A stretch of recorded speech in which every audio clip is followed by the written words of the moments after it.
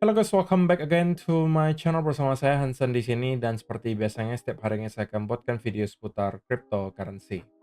Apa kabar kalian hari ini semuanya? Semoga dalam keadaan yang baik-baik saja. Teman-teman, kita melihat Bitcoin pada akhirnya mendapatkan rejection yang lumayan signifikan setelah kemarin berhasil menyentuh kurang lebih area $87.000 yang merupakan target price kita selama beberapa waktu terakhir. Berhasil kita hit dan saya sudah katakan di video kemarin bahwa saya sudah melakukan taking profit sebagian besar posisi saya karena di sekitaran area 87.000 itu terdapat area major trendline yang berpotensi bertindak sebagai area resistance yang pada akhirnya terbukti membuat Bitcoin kembali reject dan sekarang berada di kurang lebih area $84.000. Nah, kita bakalan bahas di video hari ini kira-kira bagaimana updates-nya in terms of price action dan juga saya pengen lakukan updates terhadap dua chart yang terkorelasi terhadap pergerakan harga Bitcoin. Jadi pastikan kalian stay tune terus sampai akhir video. Nah, teman-teman, per hari ini kita melihat crypto global market cap itu kembali ke angka 2,78 triliun dolar atau turun sekitar 1,29%. Kalau misalnya kita melihat top 10 coin sendiri, keadaannya juga dominan berwarna merah, penurunannya ranging antara 0, sekian persen hingga kurang lebih 3%. Sedangkan yang menjadi top performer hari ini dan satu-satunya yang hijau di top 10 itu adalah BNB. Kenaikannya 0,52% ke $629. So, itu adalah outlook sementara dari beberapa top coin yang ada. Sekarang kita langsung aja masuk ke chart. Nah, teman-teman, sebelum kita masuk ke Bitcoin, saya pengen awali dulu dari update chartnya S&P 500, gitu ya. Kita bakal mulai dari time frame yang lumayan gede, yaitu adalah weekly. Jika teman-teman perhatikan, sudah kurang lebih 1 bulan terakhir ya, kita melihat S&P itu berada dalam keadaan downtrend. Terbukti dari 4 candle weekly di sini yang secara beruntun itu berwarna merah, teman-teman. Dan sudah cukup lama sebenarnya kita tidak melihat hal tersebut terjadi. Kalau kalian perhatikan, meskipun kita beberapa kali mendapatkan ada semacam koreksi yang cukup dalam, tetapi maksimum ya, weekly candle berwarna merah yang beruntun itu cuma ada 3. Terjadi di sini dan juga di sini. Baru kali ini lagi kita melihat ada 4 candle secara berturut-turut. Terakhir kali teman-teman kita mendapatkan ada 4 candle berturut-turut berwarna merah itu sudah di akhir tahun 2023. Pada saat itu kita melihat ada 1, 2, 3, 4 dan pada akhirnya kita mendapatkan ada semacam pullback dan mendapatkan drop berikutnya ke bawah.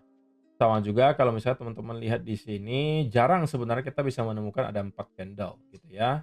Kalau di sini juga iya, ya kan? Kalau kalian lihat di sini juga sama, ini malah 1, 2, 3, 4, 5, 6, 7. 7 candle berturut-turut bahkan berwarna merah. Jadi kesimpulannya sudah cukup lama sebenarnya kita tidak melihat ada sell off yang sesignifikan apa yang kita saksikan selama kurang lebih 1 bulan terakhir di S&P 500.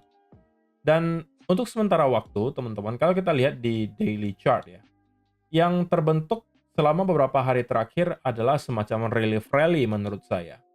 Kita sudah sell off lumayan kencang di sini, jadi tentunya akan ada masanya di mana kita mendapatkan semacam relief rally atau dead cat bounce terlebih dahulu, teman-teman. Dan bagi saya, dead cat bounce kali ini itu maksimum bisa sampai ke kurang lebih area 5.800, teman-teman. Oke. Untuk sementara waktu, sebenarnya kalau kita lihat dari segi time frame kecilnya, so far sih tidak terlihat terlalu buruk ya untuk S&P 500 sendiri. Kenapa? Karena kalau misalnya kita lihat dari segi strukturnya di 1 hour time frame, sebenarnya kita sedang berada di struktur bullish ya untuk sekarang, atau at least kita telah berhasil untuk break dari struktur bearishnya. Area lower high terakhir dari downtrend di sini, ya kan, itu adalah ini teman-teman. Ini adalah lower high terakhir yang telah berhasil kita take out, oke, dan sekarang kita terkonsolidasi di atas area tersebut. So bagi saya ini adalah sebuah good sign gitu ya, bahwa S&P masih mempunyai potensi untuk melanjutkan kenaikan dari sini. Untuk target berikutnya, minimum ya menurut saya secara pribadi teman-teman, kita akan hit ke kurang lebih angka 5.750-an lah roughly. Jadi ekspektasi saya teman-teman, jika kita bisa melanjutkan konsolidasi seperti ini adalah kita kemudian mendapatkan push ke kurang lebih 5.750. Kalau itu berhasil kita break, target terakhir kemungkinan akan di kurang lebih 5.850. Tetapi dari sana saya sudah akan expect bahwa kita akan kembali mendapatkan ada sell off. Kemungkinan untuk membuat wave kedua dari koreksi ini sebelum pada akhirnya kita berpotensi untuk menemukan local bottom atau bahkan itu bisa menjadi titik reversal dari S&P untuk kemudian membentuk all time high yang baru. Nah, sebagai contoh saja teman-teman supaya kalian punya gambaran ya apa yang saya maksud. Contohnya seperti di sini ya teman-teman. Kalau kalian lihat sebenarnya senario yang kita lihat di sini itu kurang lebih mirip gitu ya. Kita membuat ada satu trendline besar tetapi juga ada satu trendline kecil.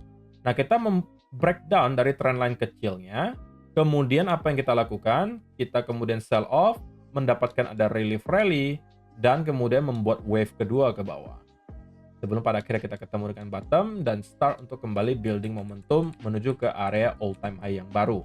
Jadi sedikit banyak teman-teman, saya merasa itu adalah senario yang berpotensi juga kita lihat kali ini terjadi.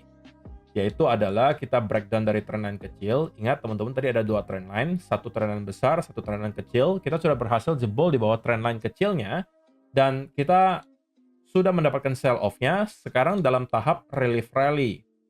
Bagi saya harusnya kita masih akan membuat wave kedua ke bawah, kemungkinan akan kembali nge-retest ke area trendline dan dari sana kita berpotensi menemukan semacam local bottom gitu ya untuk kita mungkin mendapatkan rally atau bahkan kita bisa membentuk all time high yang baru dari sana. Ya kan? Senario yang tidak kita harapkan terjadi adalah kalau misalnya S&P berhasil breakdown di bawah area 5.400 teman-teman dan kemudian start mendapatkan semacam continuation pattern. Maka ini bukan sebuah sign yang baik karena itu berarti di weekly juga kita sekarang telah berhasil untuk breakdown di trendline besarnya. Dan itu berpotensi membawa S&P bergerak jauh lebih dalam lagi. Kemungkinan kali ini akan hit ke kurang lebih angka, kalau kita lihat ya, mungkin sekitaran angka 5.000. Itu berarti kembali ke harga di awal tahun 2024 kemarin. Tetapi untuk sementara waktu, dari segi price action-nya sendiri, saya masih beranggapan bahwa harusnya kita masih berpotensi untuk melanjutkan kenaikan dari sini. Oke? Dan ini adalah ekspektasi saya berikutnya. Artinya kita masih akan membuat satu push lagi ke atas, minimum ke 5.750 atau 5.850, and then start untuk sell off membentuk wave kedua, dan baru kita start akan kembali rally.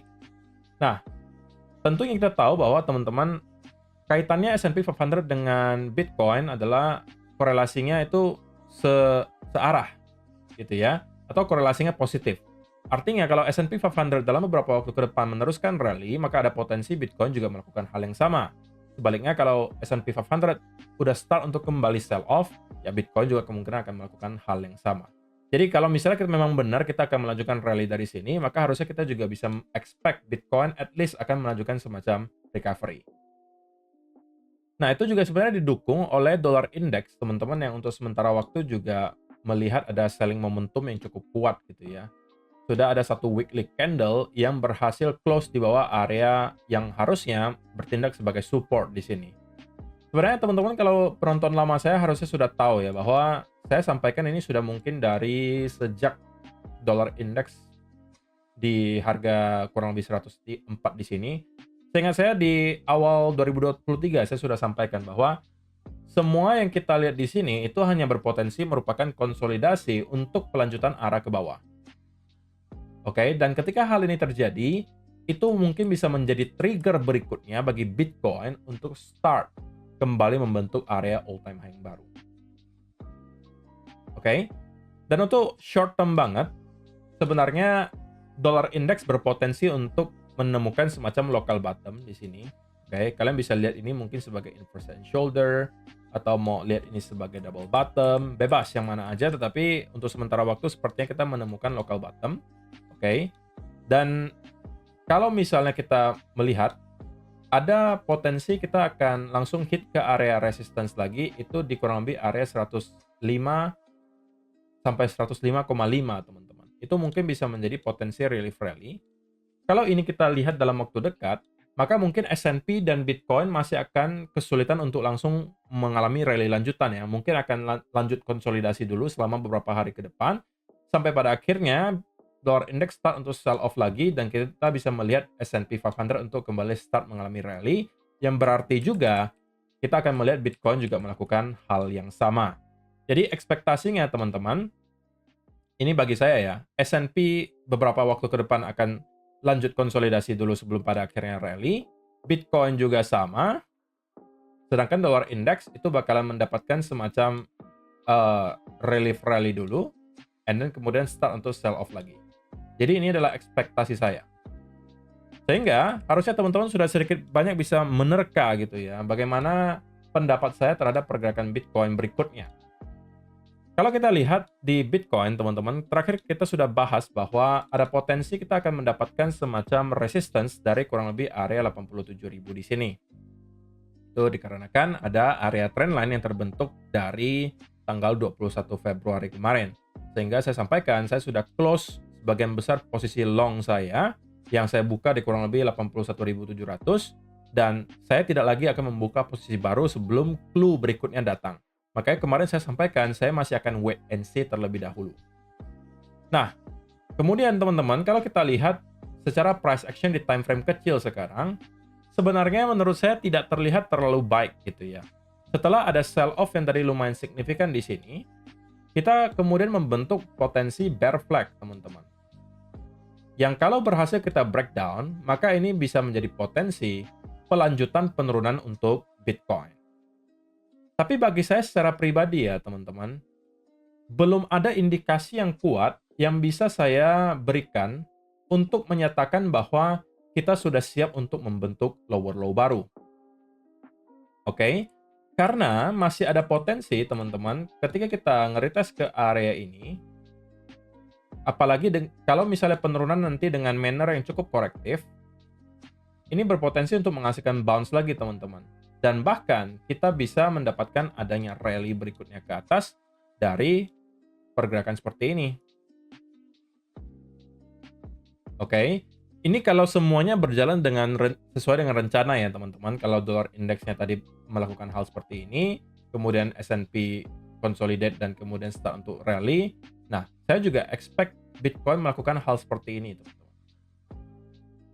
Kita akan lanjut sell off dulu in the short term, karena dari segi price action menunjukkan bahwa ada pembentukan bearish continuation pattern, kemungkinan akan hit ke kurang lebih area 82 ribuan. Oke, dari sana kita akan expect start untuk rebound lagi. Nah, reboundnya dari sana teman-teman kita harapkan itu impulsif atau pergerakannya kencang ke atas. Karena kalau misalnya kita hanya sekedar terkonsolidasi di sana dan kemudian breakdown, nah, maka ini bisa menjadi validasi untuk senario di mana kita akan start untuk kembali nge-retest ke area lower low terakhir atau bahkan membentuk lower low baru. Jadi penahan terakhir untuk Bitcoin untuk short term uptrend-nya itu ada di area trendline ini. Tapi selama area trend ini mampu kita hold, masih ada potensi kita untuk meneruskan kenaikan. Pada akhirnya start untuk mendapatkan rally sampai ke area 90 atau bahkan 91 menurut saya cukup make sense untuk kita targetkan berikutnya. Oke. Nah, jadi teman-teman, kesimpulannya adalah in the short term, bias saya untuk Bitcoin short term banget itu bearish gitu ya. Kalau misalnya kita bicara soal 1 hari ke depan mungkin cenderung bearish, 1-2 hari ke depan deh gitu ya. Tapi kalau misalnya kita mampu pertahankan area trend ini, maka saya mungkin akan flip lagi ke arah bullish dan mungkin akan mencari lagi peluang untuk long di sekitaran area ini. Untuk menargetkan ke area high yang baru mungkin 90 sampai 91. Tapi kalau kemudian yang terjadi adalah kita breakdown dan kemudian start mendapatkan konsolidasi, maka ini bisa menjadi trigger bagi teman-teman mungkin untuk mendapatkan peluang untuk short. Yang sebenarnya juga tidak terlalu buruk ya untuk diconsider, karena di time frame besar sebenarnya ya struktur kita untuk sementara waktu masih dalam keadaan bearish. Tetapi memang karena sekarang kita berada di tahap di mana kita akan membuat relief rally tersebut. Relief rally tersebut masih bisa bertahan mungkin dalam waktu beberapa minggu ke depan gitu ya, atau at least 1 minggu ke depan lah. Masih ada potensi kita melanjutkan relief rally sebelum pada akhirnya kita start untuk kembali mendapatkan sell off. Kenapa senario ini menurut saya berpotensi lebih besar terjadi teman-teman? Karena gini, logika sederhananya ya, kalau saya mau menjebak banyak retail untuk berada di posisi yang salah, maka pertama, saya akan membuat orang-orang itu start untuk masuk lagi, gitu ya. Ini kan ceritanya ini mau diturunkan gitu ya, mau diturunkan ke lower low baru. Kita asumsikan senario ini yang bakalan terjadi. Nah, apa yang harus dilakukan market maker supaya bisa menjebak banyak retail masuk? Ya salah satunya adalah dengan breakout dari area trendline ini, teman-teman. Oke, orang-orang kan pasti berebut tuh untuk beli, buy, buy, buy gitu kan. Karena mungkin merasa, oke, kita sudah breakout dari trendline kok, kita sudah pasti akan ke all time high yang baru. Nah, itu yang akan menjadi makanan nanti. Ya akan menjadi liquidity bagi para whale besar yang mungkin mau akumulasi posisi short di sekitaran area di sini sebelum pada akhirnya kita mendapatkan lower low baru. Karena kalau misalnya mereka langsung turunkan dari sini, teman-teman, yang sebenarnya bukan tidak mungkin terjadi, tapi kalau langsung diturunkan dari sini, maka ya retail juga sekarang sepertinya tidak terlalu tertarik ya untuk masuk buy di sekitaran area ini karena pergerakannya cenderung choppy dan tidak terlalu enak untuk dilihat gitu. Jadi kalau saya jadi market makernya mau mancing, ya saya breakout dulu sedikit ke mungkin area 88 sampai 91 lah di sekitar area di sini. And then start ada akumulasi short dari para whales dan baru dari sana kita mendapatkan sell off berikutnya ke bawah. Oke. Invalidasi dari senario ini adalah kalau misalnya kita jebol di bawah area trendline and then start mendapatkan semacam bearish continuation pattern, maka itu akan menjadi semacam trigger. Nah, ini sama kayak di sini deh teman-teman. Contoh sederhananya ya. Kita mendapatkan breakdown, ya kan? And then konsolidasi meneruskan penurunan. Jadi itu yang juga teman-teman mungkin harus waspadai. So, saya rasa itu sih teman-teman yang mau saya sampaikan di video hari ini. Semoga bisa bermanfaat untuk kalian semua.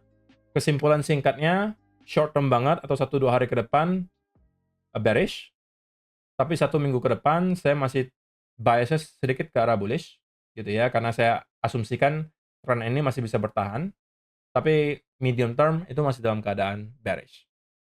So, itu aja sih yang mau saya sampaikan di video hari ini teman-teman. Terima kasih untuk kalian yang telah menonton sampai selesai. See you in the next video. Bye-bye.